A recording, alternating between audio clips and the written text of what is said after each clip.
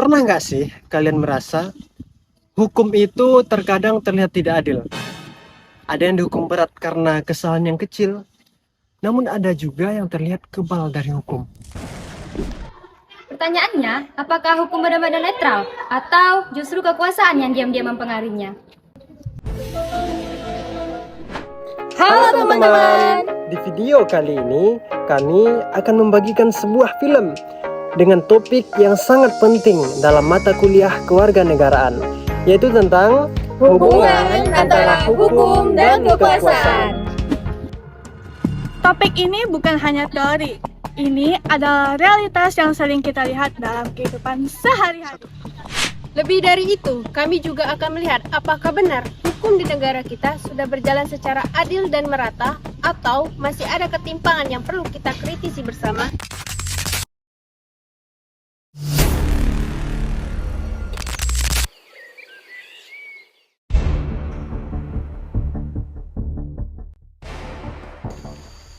Permisi, Bu, Pak.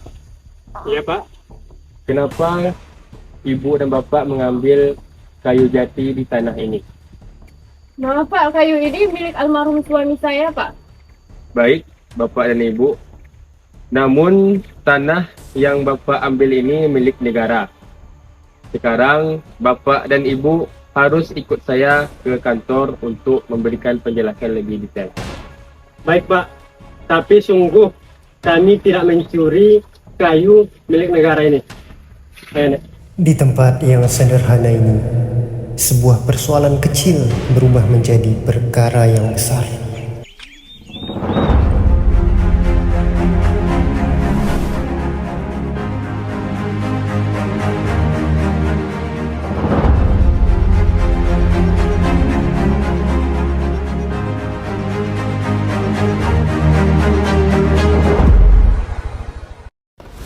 Dengan ini, sidang kasus dugaan pencurian kayu jati atas nama Ibu Arsyani resmi saya buka.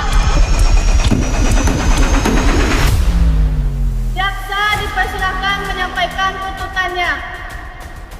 Izin Yang Mulia, di sini saya ingin menyampaikan tuntutan terhadap terdakwa karena diduga telah mengambil dan menyimpan kayu jati yang termasuk di kawasan milik negara tanpa izin yang sah.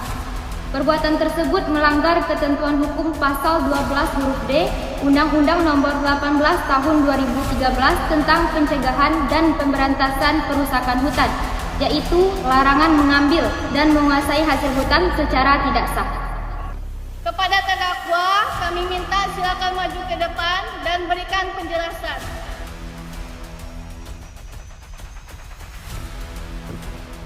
Apakah benar kayu jati tersebut ditemukan di rumah terdakwa saat dilakukan pemeriksaan oleh petugas? Benar, tetapi saya tidak mencuri. Saya memang orang miskin, tetapi saya tidak pernah mencuri. Berdasarkan laporan petugas perhutani, kayu tersebut diduga berasal dari kawasan hutan negara dan tidak memiliki dokumen kepemilikan yang sah. Apakah terdakwa memiliki bukti bahwa kayu itu milik pribadi? Kayu itu sudah lama disimpan oleh almarhum suami saya untuk memperbaiki rumah. Namun menurut hasil pemeriksaan, kayu tersebut termasuk jenis kayu jati yang berada dalam pengawasan negara. Oleh karena itu, terdakwa tetap harus mempertanggungjawabkan perbuatannya di hadapan hukum. Saya hanya ingin hidup tenang. Kenapa orang tua seperti saya harus dibawa ke pengadilan ini? Yang Mulia, saya cucu beliau. Saya tinggal bersama beliau sejak saya masih kecil, Yang Mulia. Dan nenek saya adalah orang baik dan tidak pernah mencuri. Apakah kamu yakin kayu itu bukan hasil curian? Saya yakin, Yang Mulia. Kayu itu sudah ada lama di rumah kami, bahkan semenjak saya masih kecil, Yang Mulia. Kami memahami kondisi terdakwa. Namun dalam negara hukum, setiap warga negara tetap wajib menaati aturan yang berlaku agar ketertiban dan perlindungan terhadap hutan negara tetap dijaga. Saya mengerti, tapi tolong lihat juga kondisi nenek saya. Kami hanya ingin hidup sederhana, bukan melawan hukum. Di titik ini, hukum dan kemanusiaan pun berhadapan. Setelah mempertimbangkan keterangan semua pihak, hakim memutuskan